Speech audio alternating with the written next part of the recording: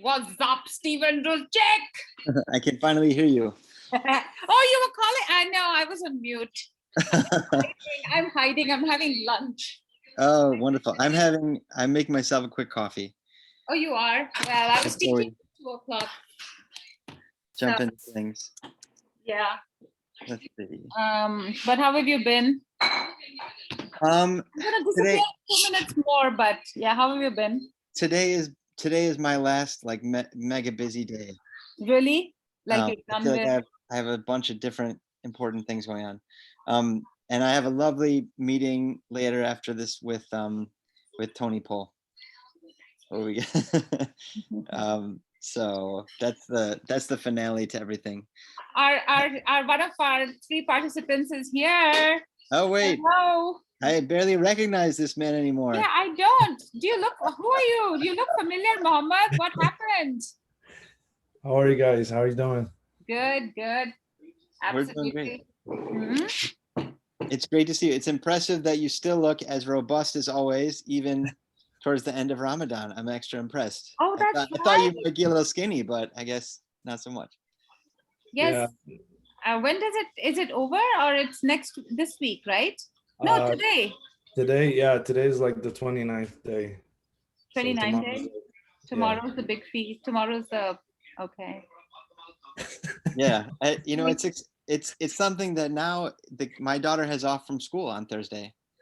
Oh. So it's like recognized in a way that, yeah. Nice. For the public schools. Nice. And Mohammed, you're done too, right? You get the day off from your studies? Oh no, we have we have class tomorrow, but it's gonna be like a shorter class, yeah. Okay, I thought you were finished yesterday. I was excited for you, but today actually I'm turning in my research literature review, so it's like, oh my god, this semester has just been like tough. Yeah, like was it because of the classes or just the whole online thing? Like I don't know, like compared to last semester it was like smoother, you know, and this semester I think it was just like Ramadan, and then that's right, like, and then like like the classes started getting a little bit more difficult, but I have like understanding professors, so that's a good thing. Yeah. Oh, that's good. Like, that's good. Yeah. Yeah. So you're done for the summer when? You're done this week, you said? Next week? No, this was the last week. I finished my internship. My last week was actually the week of April 30th. So I finished that, and then I did an interview for my next year, my second year internship. Yeah, that was an interesting thing. That's like what's your internship? So I interviewed for a position at the VA hospital. Oh, nice. Yeah, and so I wasn't ready, and I was like, I remember they told me I was gonna get interviewed by a panel, and then I was thinking like, oh, it's probably like 3 people, and so I logged onto the link they gave me, and then once the camera started coming on, it was like 6 people. I was like, oh my god. Yeah, that was an interesting interview. 6 people is a lot, man. Yeah. Wow. Hi, Kayla. Hi, how are you? Good to see you. I see Brianna's here too. Yes. Her picture. Hello. I'm coming. All right. Is it a part of your class, Stephen, or is it at a non-class time? No, it's not a class time. Yeah, okay. I think this was a time that wasn't a class time, which is why I picked it. Okay. Like 2:30, there's a club time or something in the new schedule. Oh, that's right. Yeah. No, I was just thinking, I said, I did mention it in my population class because we have such interesting panels like social work, law, public health. I mean, covers pretty much a nice variety. So, Kayla, I did not know you got into grad school in law, you got into law school. Yeah. That's awesome. Where are you headed to? Well, I'm headed to Richmond. Okay, nice. I got waitlisted at my top choice school, Okay. I'm gonna ride out the wait list and see what happens, but like I'm headed to Okay. Richmond. Well, it's awesome. My Professor Paul told me, she's like, do you know Kayla? I said, yeah, I didn't really. So are you a sociology minor or you're a double major? Double major, yeah. Okay, that's what I thought, because why would you take stats otherwise, right? Yeah. Yeah. And Brianna, when do you start? Are you there? Kind of. Yes. When do I start? I start. Yeah. You can hear me okay? Yes, absolutely. Okay, perfect. Yeah, I start this fall. I got public health administration I'll be majoring in Nice. at Montclair. Nice. You're doing my dream degree. Absolutely. I think, no, I'm Really? serious. Wow. I'm so serious, because if I had not known about public health like 20 years, 20 years back, I would have probably gone the public health route. Absolutely. Oh, wow. So yeah, this is great. Awesome. Stephen, I realize I'm taking up time. Go ahead. You're giving us energy for the event, bringing everyone's minds together, building community. It's actually so exciting to see these students and where they are. So that's exciting. So I'll shut off now and you can take over. You feel free to jump in to lead things whenever you see an opportunity. I'm sure that the things that we'll cover will leave many stones uncovered. So if you see something like that, please contribute.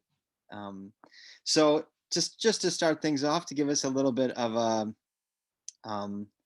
a sense of what this panel is about, what we're hoping to do today, and maybe next steps and things like that. Today is our first ever, correct me if I'm wrong, Professor Parshar, our first ever sociology department alumni panel on how to apply for grad school, right? What are the things that are good to know when you're along that pathway? And, most students in my classes, whenever I ask, okay, who is thinking about going to grad school maybe one day? Most people raise their hands.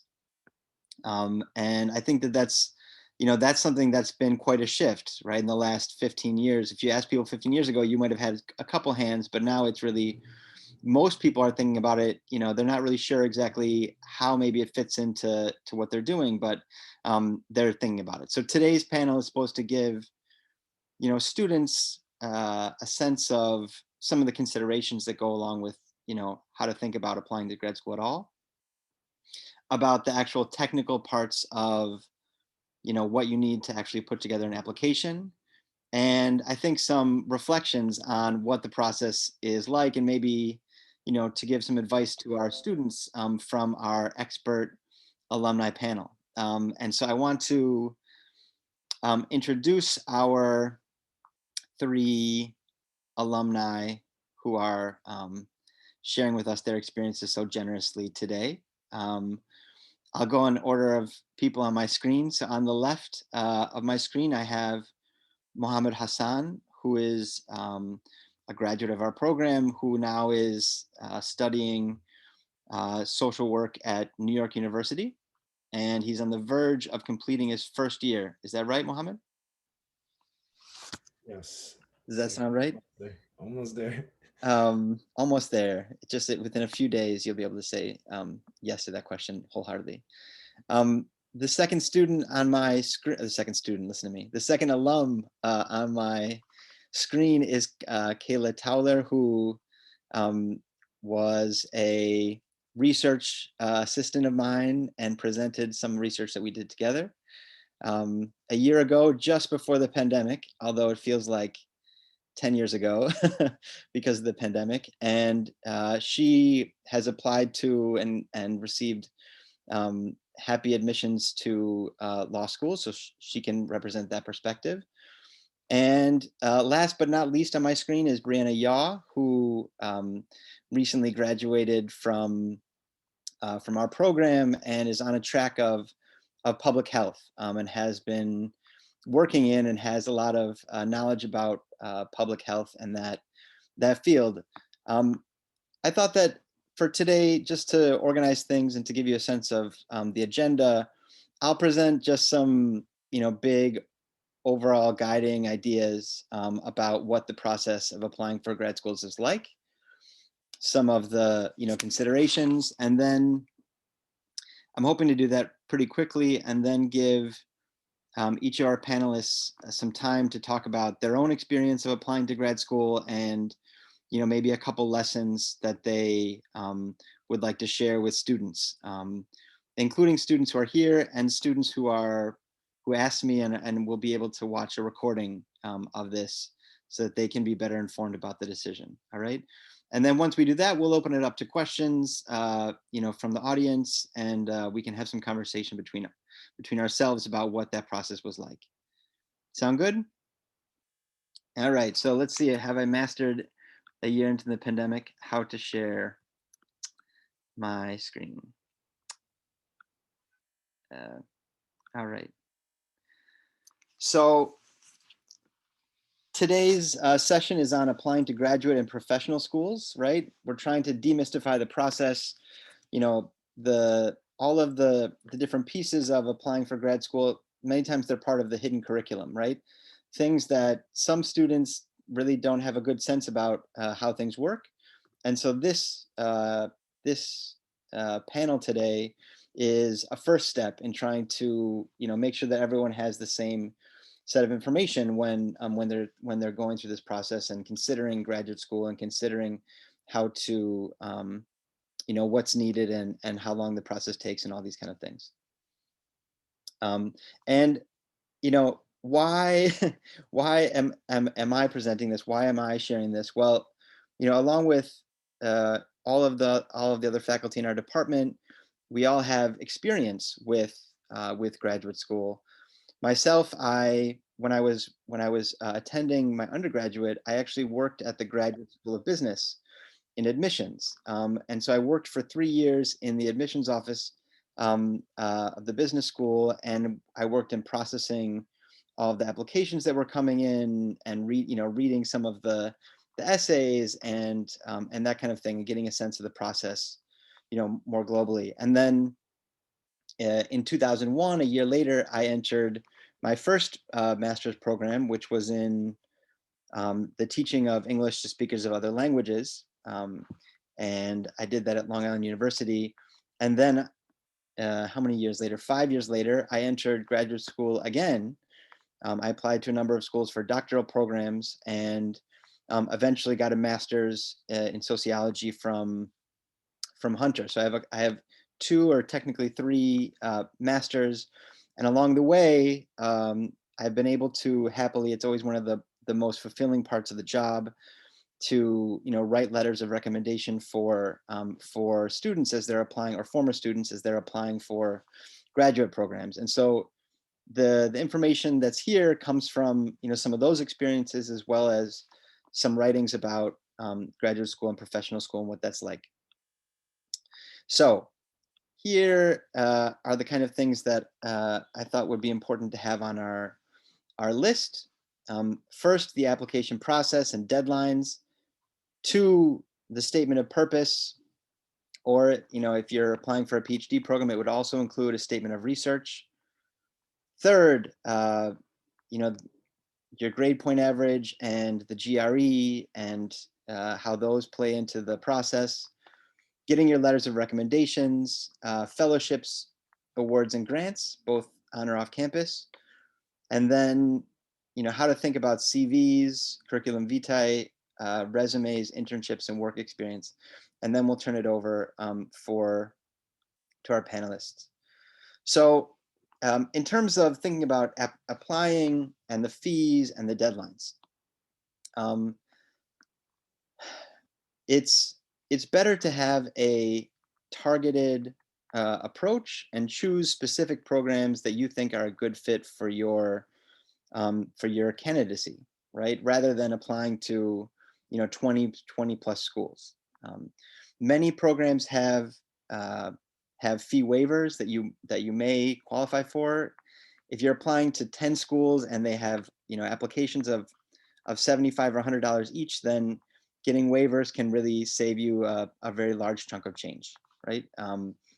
So think about it as a selective thing where you're looking for things that are a good fit, right? Programs and universities that you match based on your GPA and your major and your experience, right? The combination of all of those things.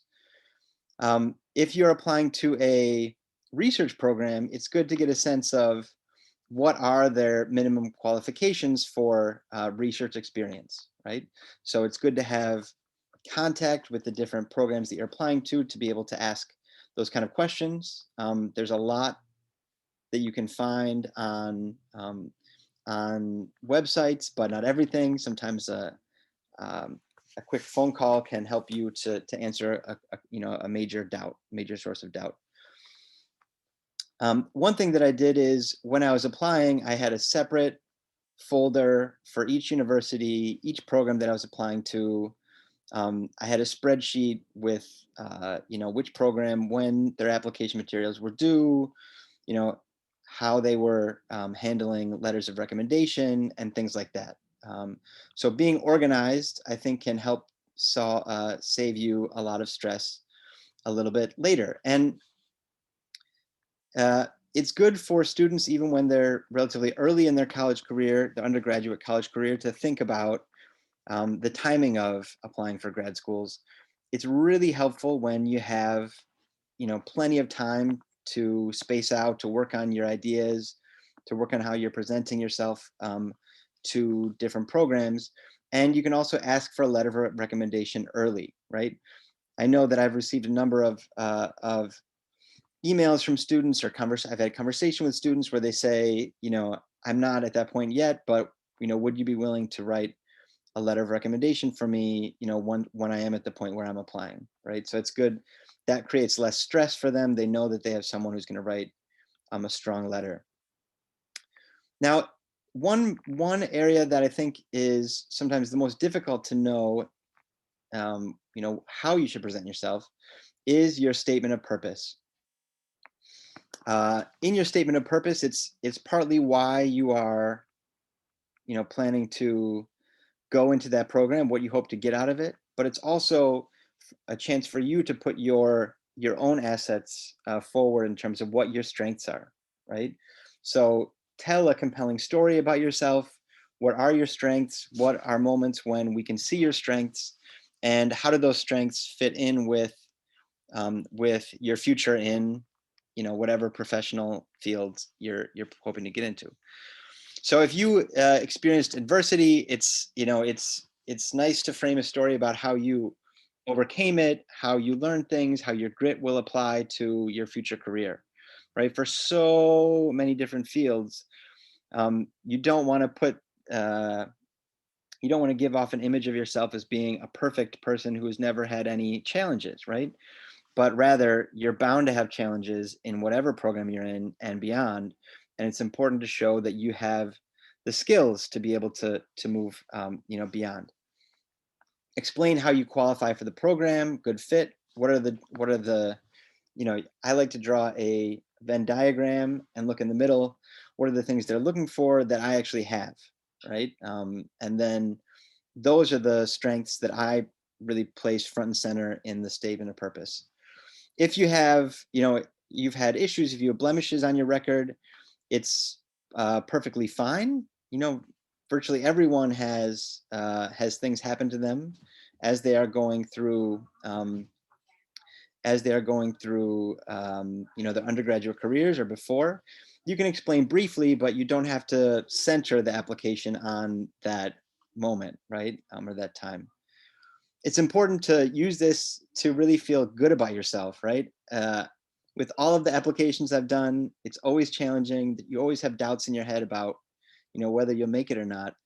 But think about it as a chance when you get to really think of yourself as an amazing person, right? And how can you show what an amazing person and candidate you are for that job? Oftentimes I feel like it's better to be humble. I try not to say, oh, I do A, B, and C. But this is a space where that's exactly what you're supposed to do, right? So use it as a kind of, I suggest you use it as a kind of a chance to assert all of your strengths. And what do you offer the program? What are the things that you that you will give them that they might not get from other students.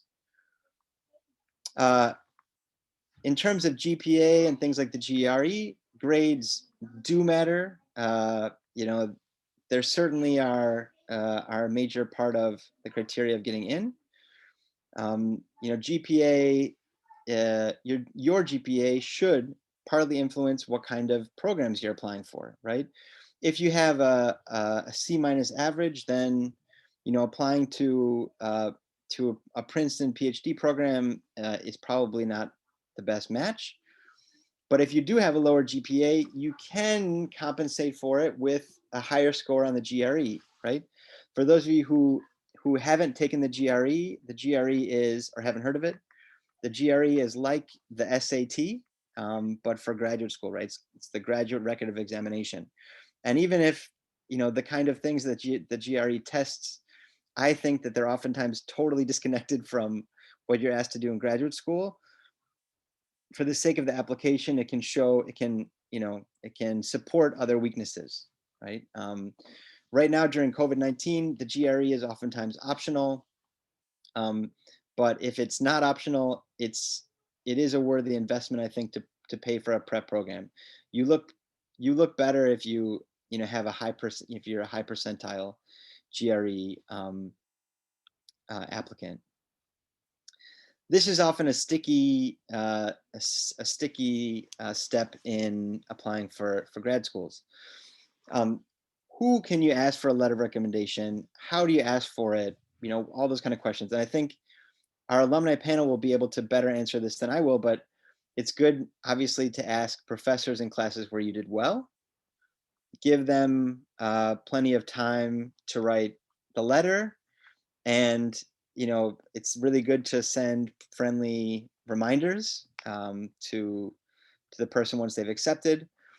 The way it works is this. This is often a mistake that applicants are waiting for me as a recommender to send them the letter of recommendation. I said, no, you have to write my name into the application and they send me a personal link, right? And I upload my letter through that. But the student or the applicant typically does not, you know, they're not the person who handles the letters of recommendation, right?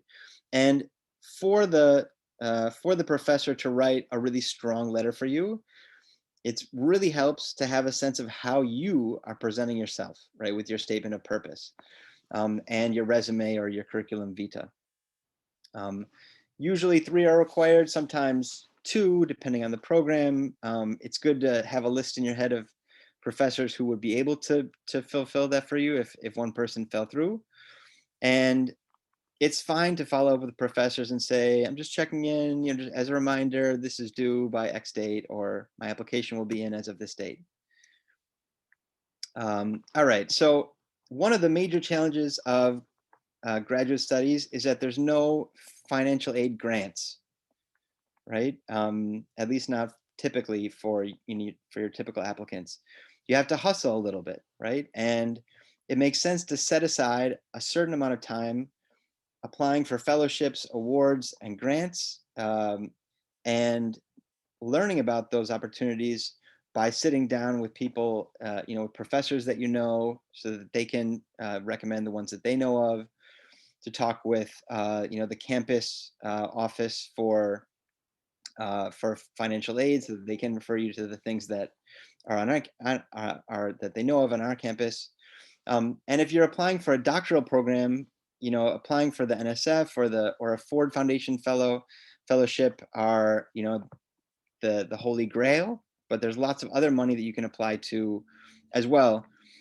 One important difference between doctoral studies and other graduate studies is that it's typical, I would say, not every program does it, but I think it is typical that the doctoral programs will provide you with you know, a stipend to live on.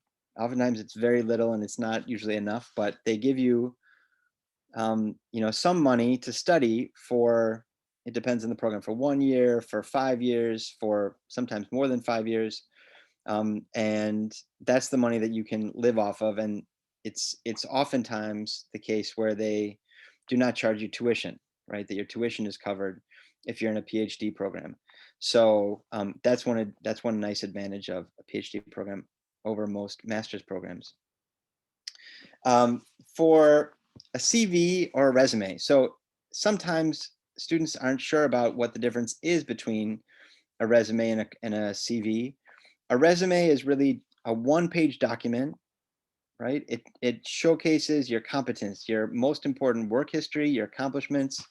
You know, it's just one page, whereas your CV tries to highlight all of your experience, right? To show your comprehensive background. It's usually more than one page. It lists, you know, all of your work experience, all of your relevant education, and it's a more detailed kind of document. So you should certainly have sections for your education, your contact information, your internships, your volunteer and your work experience. And one really nice thing that our Career Services Center does in CHSS, the College of Humanities and Social Sciences, is they'll work with you to, you know, to make your CV or your resume stronger. So I know that that's something that they do typically. You can start to volunteer in places that are related to your targeted program, so that, you know, you can say that you know what you're getting into, right? That you still are passionate about it the way you say. And not everything on your resume has to link to your program and your ambition, but it helps, right? So that's just a really quick overview. It's a lot of information, I think, really quickly. Now I think is where you hear the stuff that's really useful, which is the actual experiences from our alumni panelists. So I'd like each person to take, I think it makes sense to take around 5 minutes and just talk about what was your experience like applying for grad school, and what are a couple takeaways for students who are here in our panel. So Brianna, do you want to start us off? Oh, I think you're muted. Unmute. There we go. Can you hear me now? Okay, Yep. perfect. Yeah, so my experience when I was applying, it definitely was difficult for me as far as like the personal essay portion. Writing about myself was like extremely difficult. I was not like the typical like straight A student. I had to build my way up to accomplish, I guess, what I did accomplish as far as graduating and applying. But so it was really difficult for me. And I was a transfer student when I attended Montclair in my undergrad.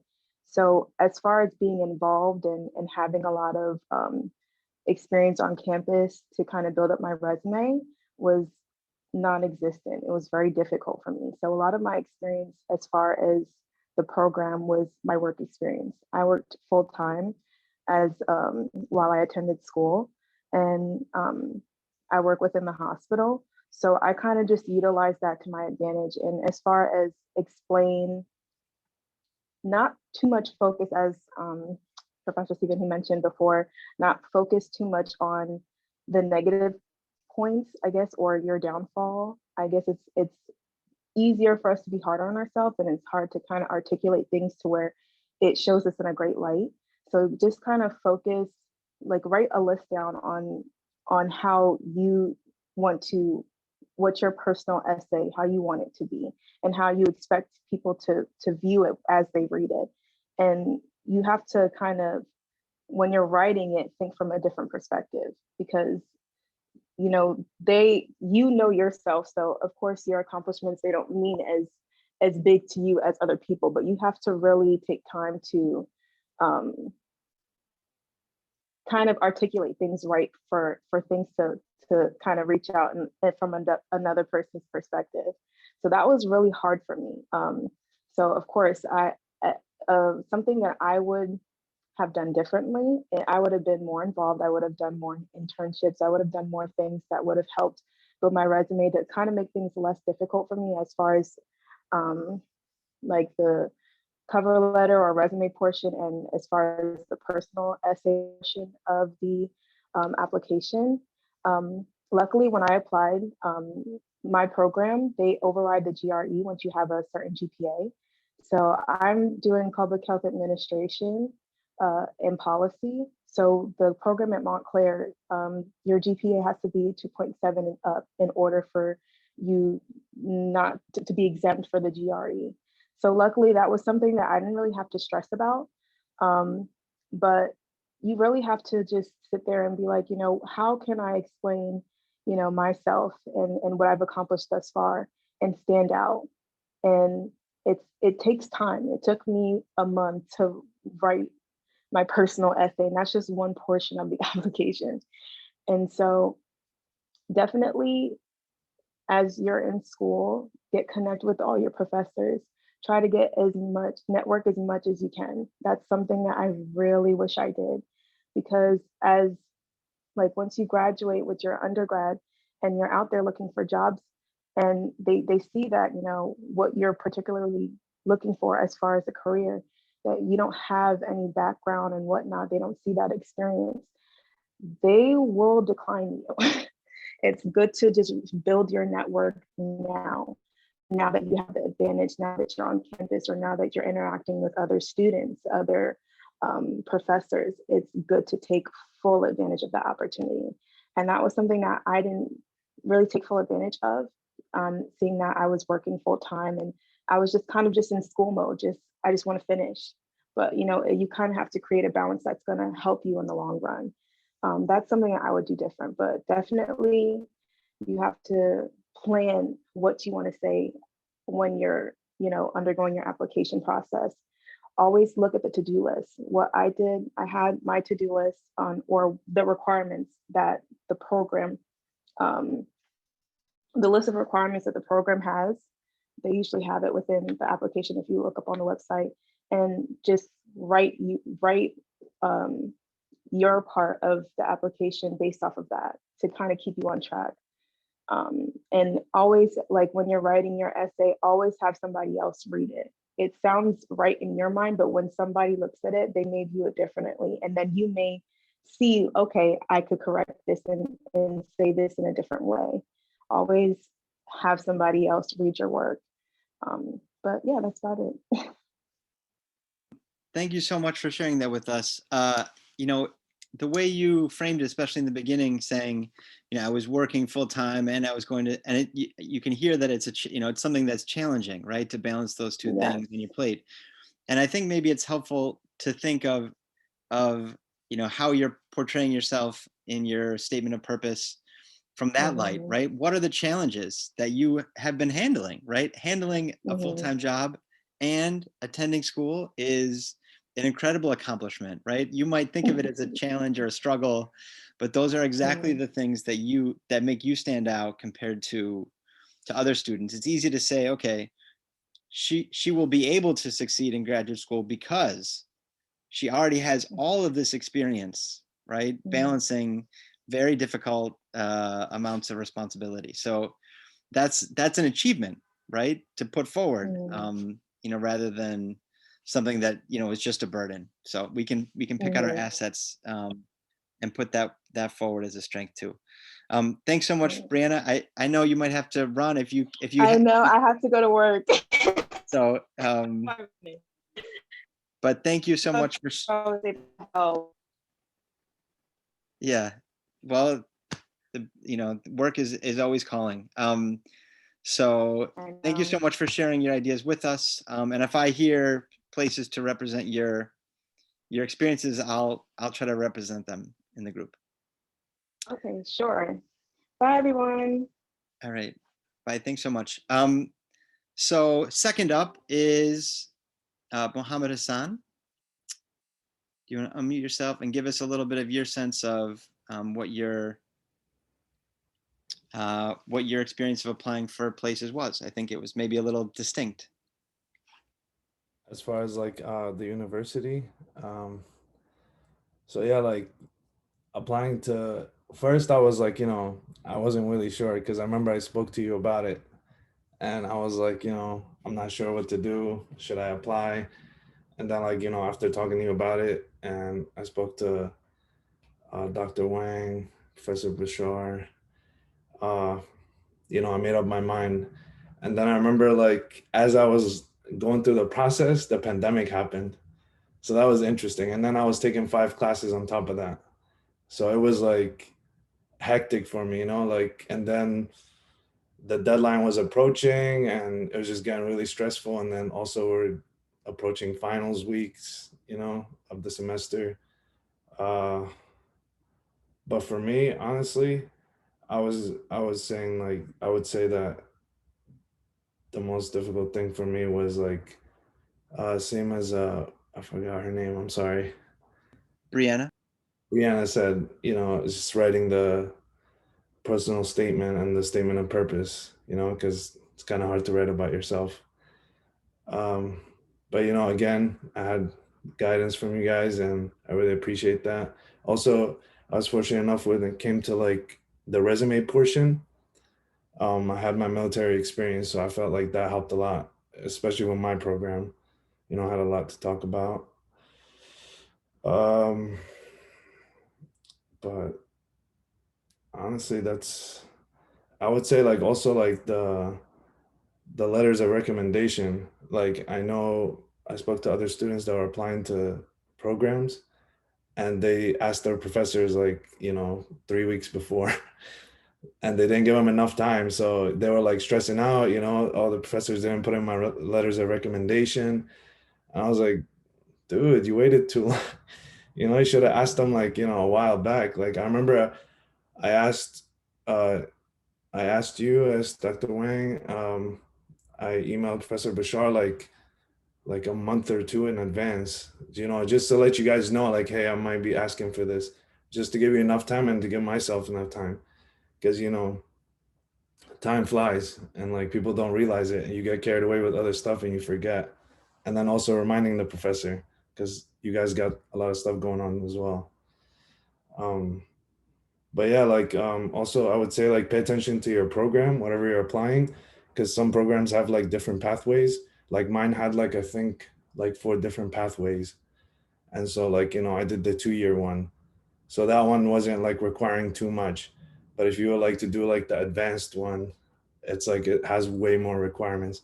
And I was like fortunate enough not to have to do the GRE. So that was a good thing.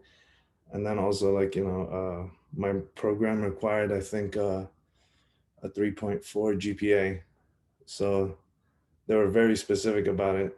So I was, again, I had that. That was good. And then as far as like financial aid, you were right. They don't give much. But again, I was fortunate enough to get like, what is it? Work study. They gave me like $3,200. But hey, when you're a grad student, that's a lot of money. And I was also fortunate enough to get a scholarship for $11,000. So that was awesome. Like, and it also depends on when you apply, because like, you know, it's like almost like first come first serve, you know. But that was my thing. And then, you know, time management. If you're not managing your time right, you might like kind of shoot yourself in the foot, and then you end up like, you know, missing the deadline, you know. That's it for me, I guess. Let me just ask one short follow-up question. That was terrific. You gave us a lot of the different pieces. And to me, hearing all the different pieces that go into applying, it can sound overwhelming, right?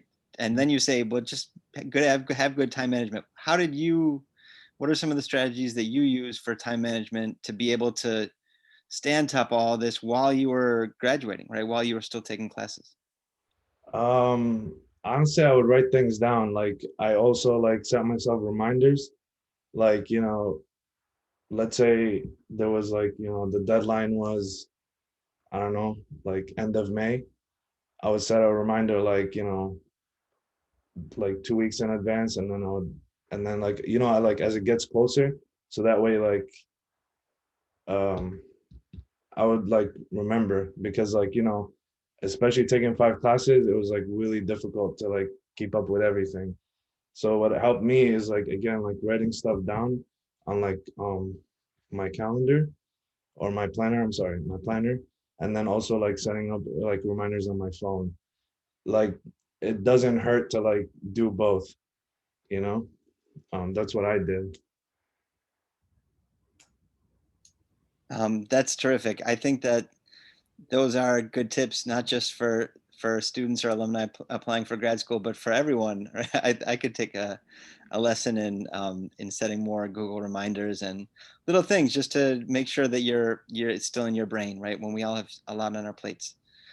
Thanks so much for sharing all of that with us. That's great. I'm sure we'll have more coming with the Q&A. And last but not least, Kayla Towler, who is going to speak to us a little bit about, what it felt like, what was the experience of applying for law school, how that might be similar and different from what we've heard.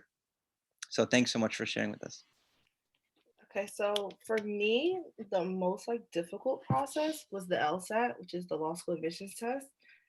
That's required for literally all the law schools in the country, although there are some schools that will accept the GRE instead, but I took the LSAT. I think I took it twice, for full transparency, because the first time I honestly underestimated the test. I studied for maybe 2-3 weeks. I bought a test prep book off of Amazon, and I just kind of thought in my head okay, I'm a good test taker, so I can just take these 2 weeks studying every day, because I took it during quarantine, so we weren't going anywhere. So I was oh, I could study every day for 2 weeks straight, take it. And since it was COVID, it wasn't in person, it was at home on your computer or online. So I'm okay, I'm in my home, comfortable. No, that didn't work out. I got my score back, and I was very humbled when I seen the score.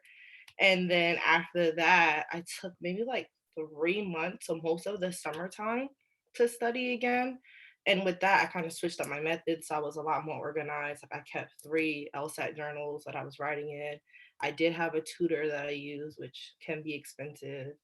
And then I was also able to find a lot of free resources that I didn't know existed, because I didn't really look the first time, for online test prep and stuff. And I think that really helps, because I think I had about a 10 to 12 point improvement between the first time I took it and the second time I took it. And then the other thing that I would say, if I could go back, I wouldn't do, I did take the shotgun approach, which a lot of people laugh about, but I got fee waivers to every school I applied to, which is why I did that. But I applied to 21 schools. And I know that that's a lot. Every time I tell anybody, they laugh. They're you're insane. You released that and did 21 applications, and I did. But I got fee waivers, so I was just kind of why not? But then it came back to bite me, because once I started to get all the acceptances and stuff, I was kind of what am I going to do? It made me feel overwhelmed. So I wouldn't do that again.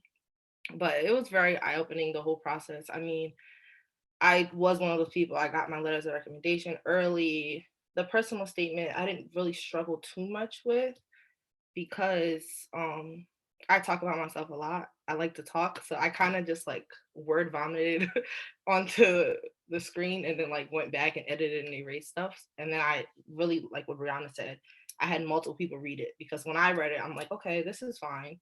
And then my mom reads it and she's what? That whole paragraph is a mess. Fix it. So yeah. The next time if we do this again, I'll create a slide that says one strategy is word vomiting for your statement. But there are, that is a good strategy for just getting your ideas down, right? Sometimes the emotions and the doubts of getting things right when you're applying can really hold you back. And so, just getting a lot of ideas down helps get past that, right? And you can start to work specifically on the ideas that you have down. And it's wonderful to hear, each of you saying something that I think I learned much later, which is, what you think you write isn't necessarily what other people are understanding when they're reading your thing. And this happens with things I still write, right? I think it says one thing and I give it to someone else and they say, oh, do you mean this? And I say, oh, it made you think that? Then I must not have written it as clearly as I could. So having lots of different eyes on your writing can really help you to make sure that you're writing the way that other people are going to perceive what you're saying. So thank you so much for sharing that with us. Maybe now is a good time for some questions about the process to our 2 panelists who are here with us.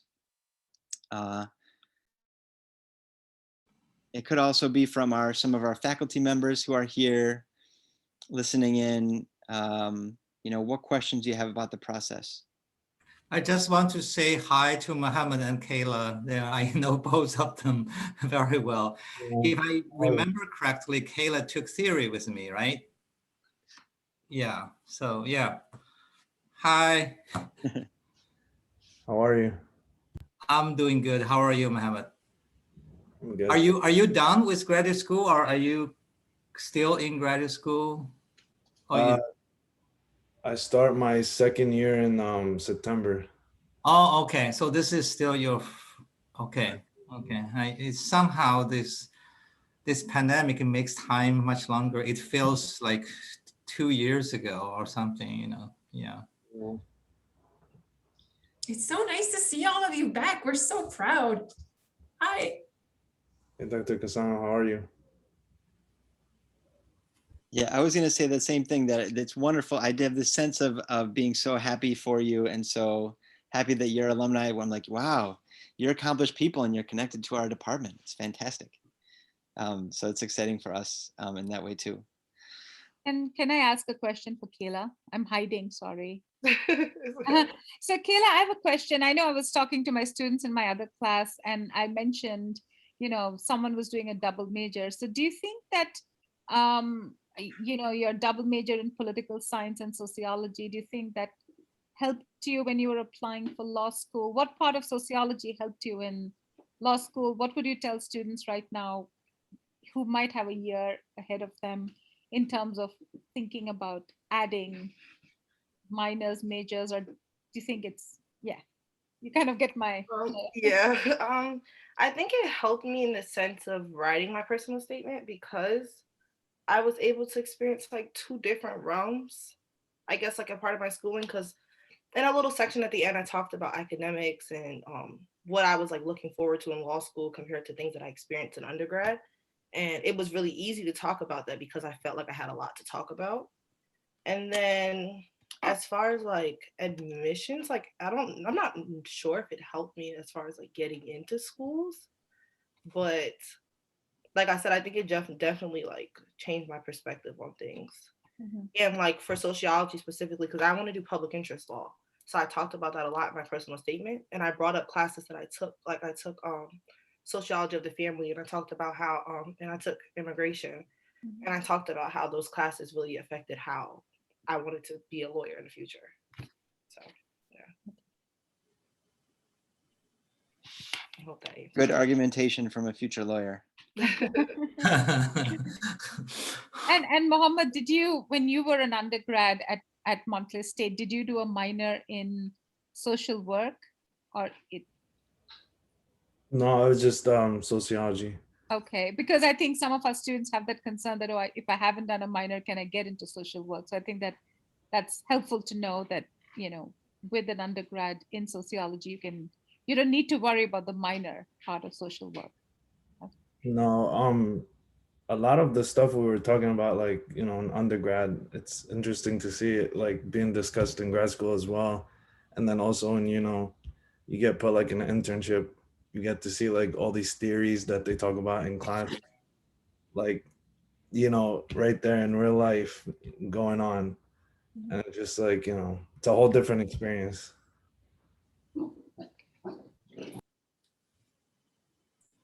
Can I ask you both what you wished you knew as students before you started the graduate school process? Let's see. I guess like how diverse the school is. Like, yeah, like you would think like, oh, You are being highlighted. oh, what's going on? Okay. Yeah, I guess like that kind of like threw me off when I, went in the classroom and I seen like, it's not that diverse. That kind of like made me feel like kind of like I don't belong there. I don't know. So that was a big thing for me. Like, I wish I knew like that, how diverse are the school, like the program itself. It's not very diverse. For me, I feel like I wish I knew how much resources we had like on campus for applying to law school, grad school in general, or even just like, for example, the CHSS career service department. I didn't find out about that until I think I submitted my applications in sections since I applied to so many schools. So I submitted like 5 at a time and then like another 5, another 5. And I didn't find out about it until after I submitted the first 5. Like I knew it existed, but I didn't know like how helpful they could be. And then I did end up making an appointment to get help with my resume and stuff. And I feel like it looked so much better after the fact, but I just didn't know it like entering in the process of applying to law school. So I also just wanted to add, our campus is right a place of great cultural, racial, ethnic diversity, right? And that's something you can also put forward, right? That's an asset that you have, that you gain from studying on our campus, and that other programs want, right? So that's also something you can put forward. Are there what are the other questions from audience members? Any questions, Zach, Amy, Stephanie, Angie? Yeah, I have a question. So this is for both of you. What do you think it was the most important factor in your personal, experience that got you accepted into graduate school? for me, it was definitely my personal statement. I mean, that the thing that they want you to do is be personal, but I feel like a lot of times, because I did make friends at Montclair that were also applying to law school at the same time as was, and I feel like a lot of times people try to fit within a box. So like they write kind of thinking, okay, what do admissions officers want to hear or want to see?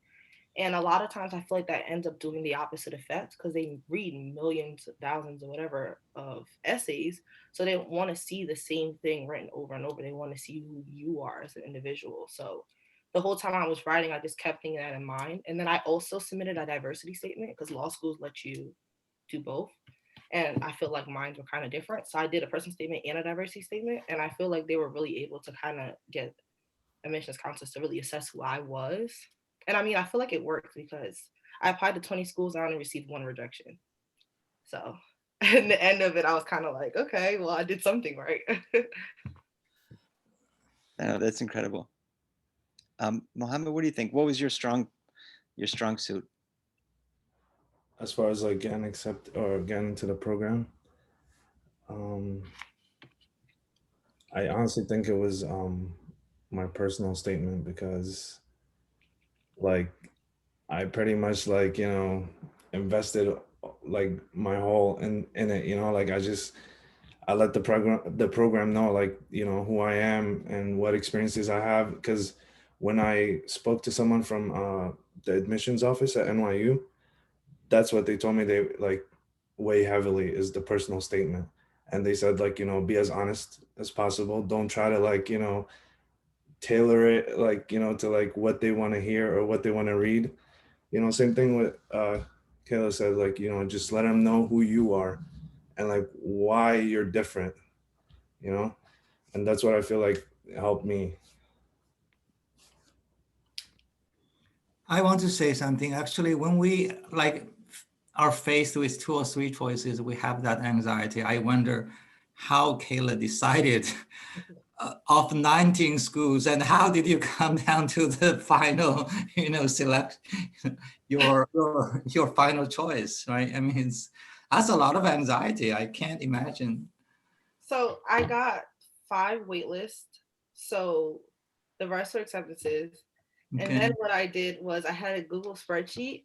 So I like had it sectioned off into the schools, like where they were ranked, where they're located, because I didn't apply all on the East Coast. I did some like outliers.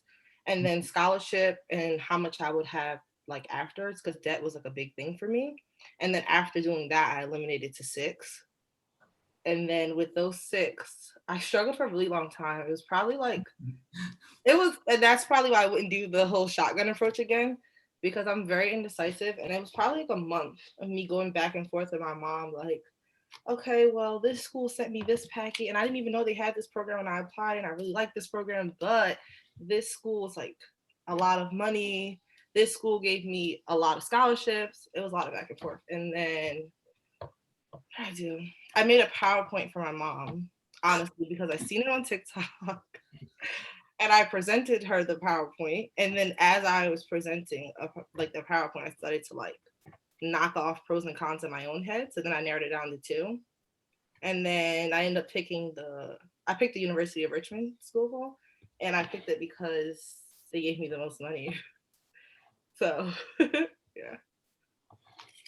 Okay, I wish that upon all of you, all the undergraduate students here, and that's a good situation. As you know, I think that's a good anxiety, right? Yours, yeah. Mm-hmm.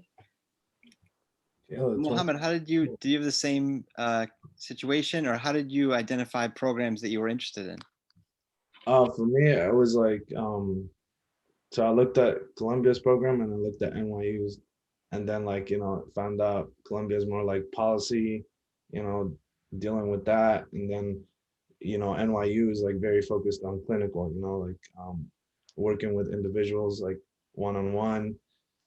And that was like my thing. That's what I wanted to do. And that's why I was just focused all my energy on NYU. Yeah, it seems to me that Mohammed was very focused that this is the school I want to go to. So yeah, I couldn't do what Kayla did and just apply to my school. That's crazy. I definitely wouldn't do it again. Yeah. That was interesting though. But yeah, that was it for me. It was just like, and then like NYU, from like what I read, I went on forums. I read what like, other students said that were like applying to MSW programs.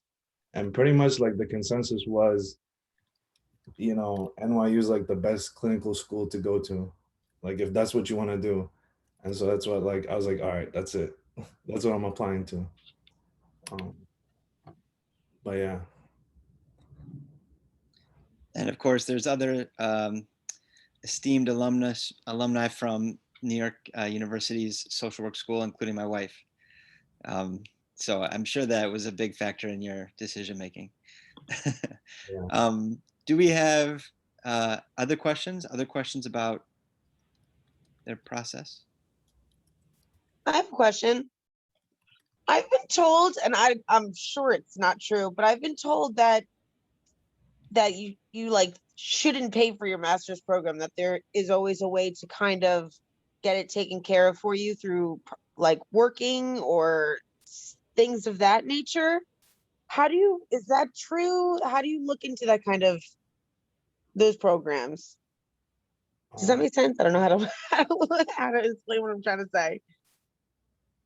You mean that for master's programs, there's ways to have it covered for you? Yeah, And, like it, like and I you know I of those that, possibilities. yeah, like I know that I've been told like if you work in like on campus doing something like RAs or something like that. Is that true? Yeah, so I have friends that are actually, 2 of them accepted positions like that, and they're called different things at different schools. So you would have to look for the school specific, but you're basically like a grad RA, and they pay for your whole program. They give you a stipend and they give you housing. So I know like it varies upon schools. At least for me with law school, they don't have stuff like that. So mine is kind of just based on like grades and letters of recommendation. So it was pretty much just a merit scholarship. I looked, well, I'm like, unfortunately, I don't have to pay for grad school because I have like the government paying for it, because I did like 4 years active duty, and so I just used my VA benefits to go to school. They usually pay for your undergrad, but if you have the grades and you like convince them that you're more than capable of like going to grad school and doing the work, they'll pay for that. So I was like fortunate enough to get accepted into that, those benefits. But I know like for NYU, because I looked at their scholarships, I know like for instance, like they have a lot of scholarships for like women, people of color, just to like, I guess like you say like minorities in general.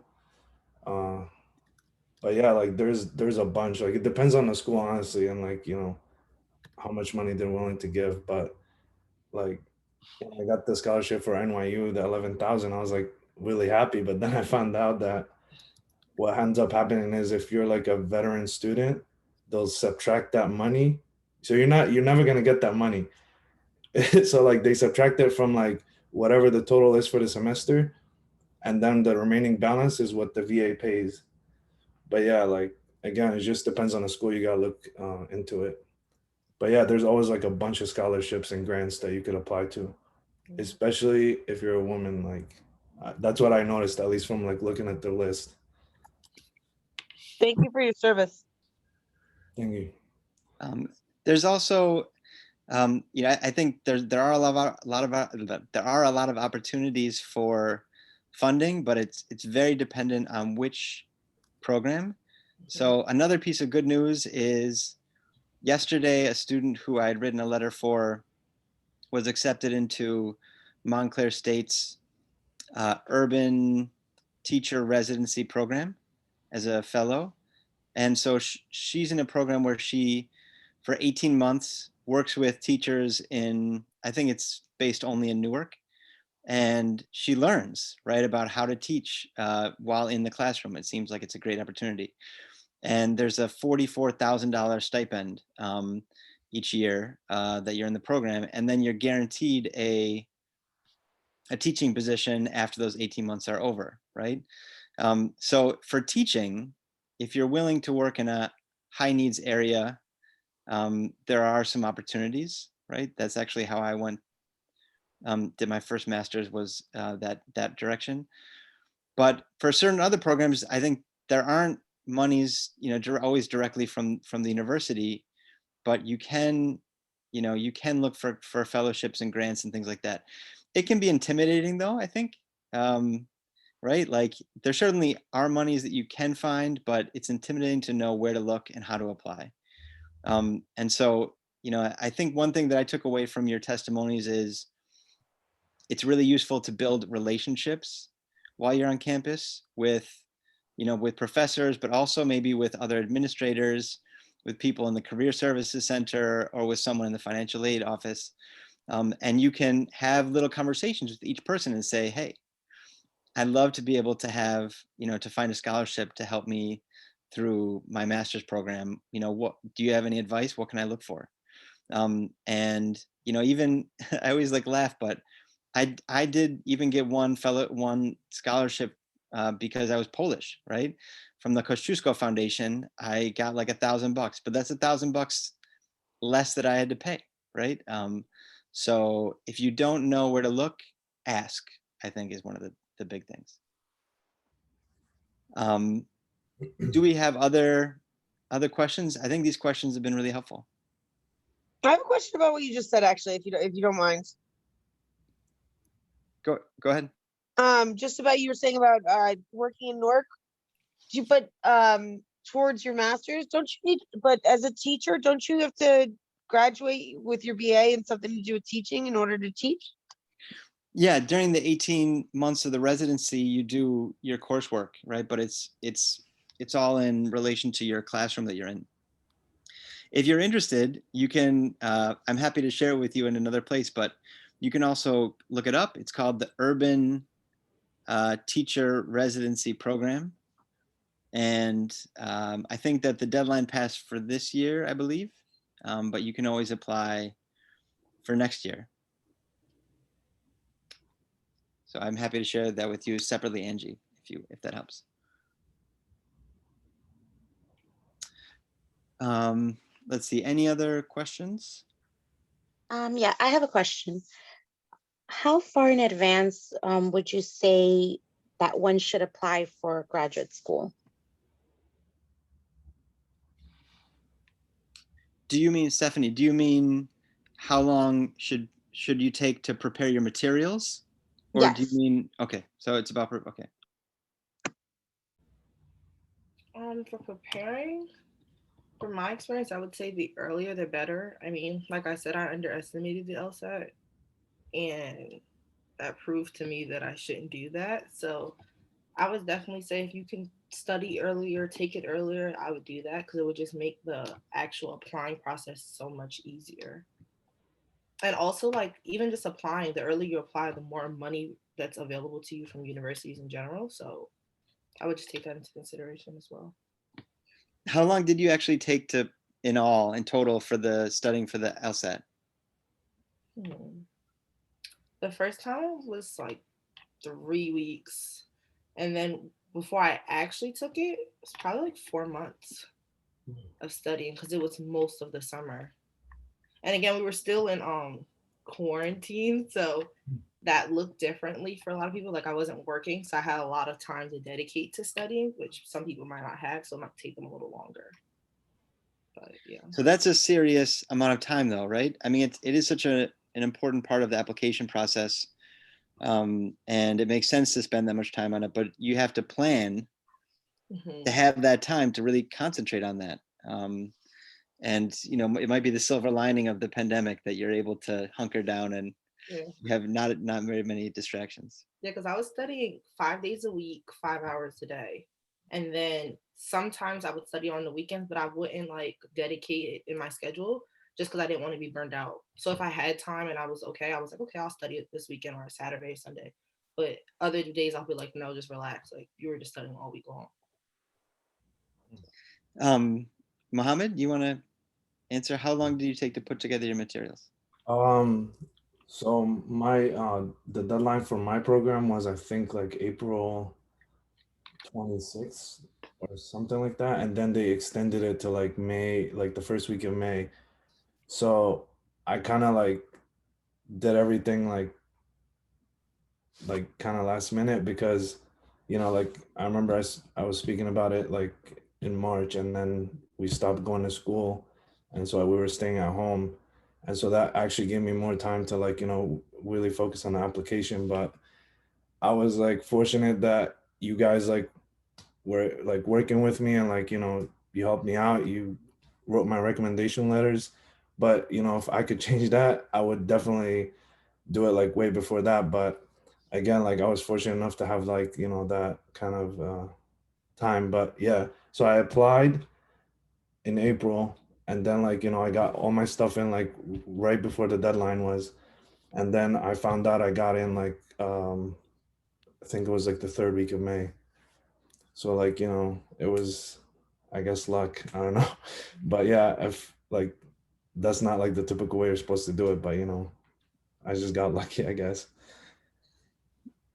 I think you're being modest. It's not, of course, it helps to be lucky, right? There's always some element of luck somewhere in the process, but you also have to be a really strong candidate, right? And I think each of you were really terrific candidates. What about Angie's question? I'm not sure, maybe one of the other faculty members can respond to this. If we take the GRE now, right, she said tomorrow, but you don't want to apply to grad school until 2023, 2 years from now, is it still applicable, or do you have to take it again?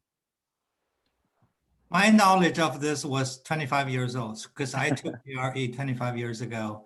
And back then, your GRE grade is, I think, is effective for 5 years. So if you take this year, 2023, it still works.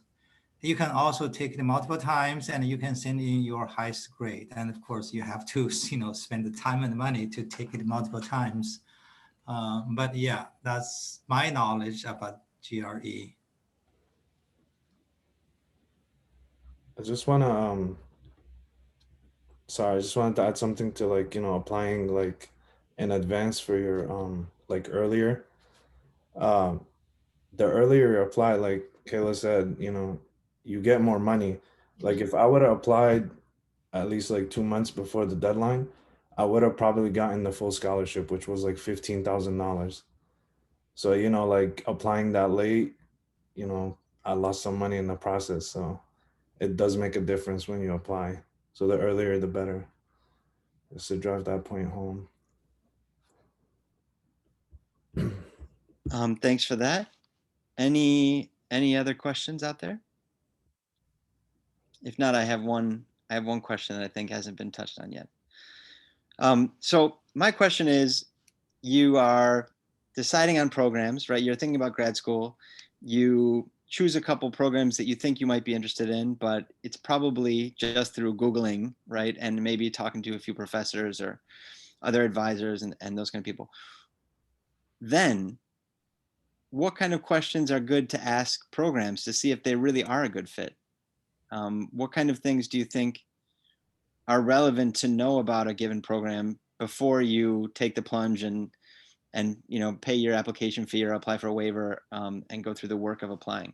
What kind of things would you like to know about the program?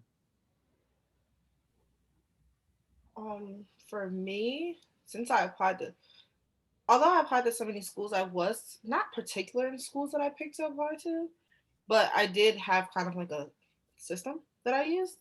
And then even after applying, because I did get fee waivers, I reached out to current students on LinkedIn, which it's so easily, you just type in like the school or the program, and then you click people and it shows you all the students that go there. I reached out to them. I just kind of asked different questions about like their experiences. Like I asked them to be honest about their pros and cons, like if they would go back, would they pick the school again? And I asked about if they felt like all the opportunities that were advertised to them, because schools send like those pamphlets and like on their website they say that there's all of these opportunities for students. So I asked if those opportunities that were advertised were actually available once they started school there, and if they were actually able to like get involved in those different like clinics or internships and stuff like that.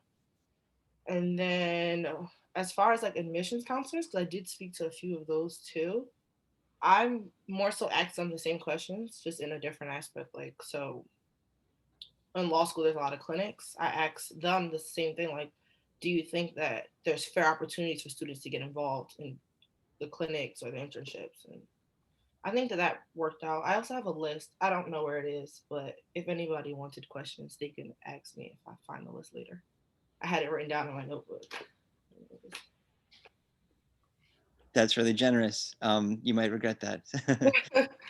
Reach out to you. Mohammed, what about you? For me, I kind of did what Kayla did, but I didn't do the LinkedIn. I did the forum route. So I spoke to like students that graduated from there, like, again, like what were their experiences? Like, how did they feel about the program? Did they get out of it what the school says you're going to get out of it? I also, I reached out to the school to ask about like, like faculty advisors, but I know like some schools are not going to really be as honest. But again, I asked students about that. Like, as far as faculty advisors, are they like hands-on? Do you have access to them? Like, whenever it is that you need help, like, can the faculty advisor like be there for you? Or are they the type to like brush you off and be like, I'll speak to you later? Also the classroom size, like that matters to me a lot, because the bigger the classroom, the less attention you'll get from the professor, or like, they might have like a what is it, like an assistant. So yeah, that was like a big thing, like classroom size. And thing with NYU is like classroom sizes are very small, so that's a good thing. Like, you have better access to your professor, and like, you'll get your questions answered. But yeah, that was like my thing. I'm so impressed that you each reached out to students or former students from your programs to find out information. I didn't even realize about LinkedIn that you could do that. Yeah, you would think that people, I don't know. I think in my head, I thought people would be mean and not respond, but everyone was so nice. Like, I even got 2 people that wrote me a Google Doc of pros and cons and sent it to me, like a whole PDF Google Doc. So, yeah. That's heartening though, because people like to share their experiences, right? They went through this process too. They remember what it was like. Now they're in a position where they can say, I'm in the program. And they probably are excited to share their new expertise, right? About, that's great. But I wanted to add something too, like, like some people, everyone has like different experiences. So you'll have people that are like, talk the school down and be like, this was like the worst school. But it's like, you can't take everybody's word for it, because, you gotta like, speak to as many people as possible. And then, you weigh the pros and cons. But yeah, and it might have just been that person's experience, so that was like a thing. And then like also like, if you get in a program, you run into people from other schools that like, in the same program, but they decided to go to different schools. And like, you'll hear their experience from that school. Maybe you wanted to go to that school, and like you'll hear their experience and what they're going through, and you're like, okay, I'm glad I didn't apply there. At least like that's what I experienced these 2 semesters.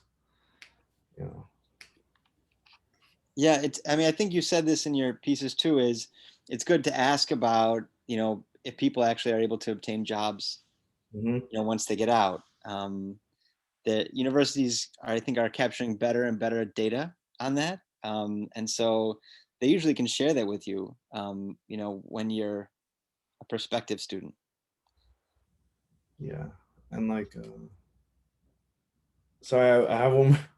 I just did something. We had a former students come in. One of my professors had her former students come in from like last year and the year before that, and I was shocked to find out that social workers can actually do things outside of social work, but still somehow like apply it to what they're doing. So I met a student that went to NYU. She's a social worker, and she's doing like motivational like groups, and she has like her own business, and like she makes like 6 figures a year, which is like unbelievable for a social worker, because you're not in it for the money, but I guess people like do things differently nowadays. So I just thought that was interesting.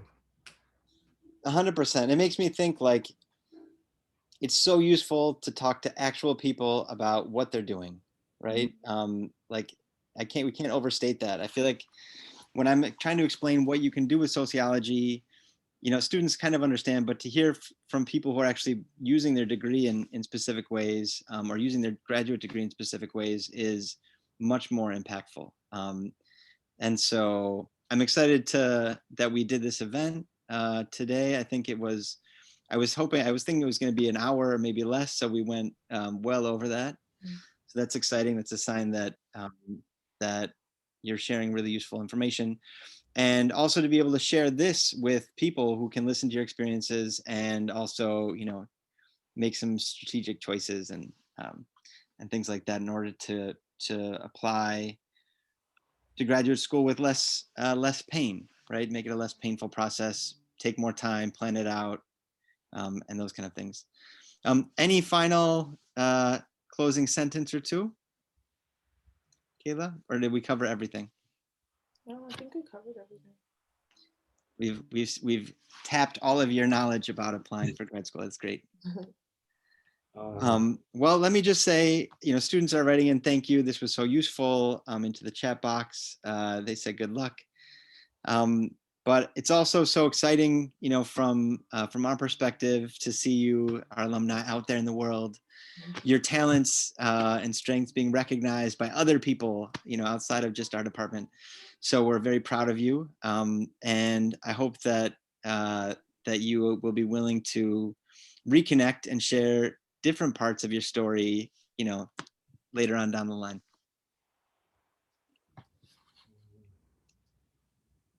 So thank you. I think that's it. Anything else? Any other comments? I guess I'll just say this. Go in with the mindset, like a humbling mindset, but don't underestimate yourself or your abilities. But just know, like, grad school is not anything like undergrad. It's a lot more demanding, and it's definitely gonna like test your abilities, and it's gonna push you, and but it's gonna push you to like grow, and it's gonna really make you tap into parts of yourself that you didn't think even existed. So that's my piece. Yeah, and I would just say trust yourself and trust the process. Thank you so much, guys. Yeah, those are great closing remarks. We're inspired. I want to apply to grad school again. No, but I really appreciate you sharing everything and your words and your wisdom along the way.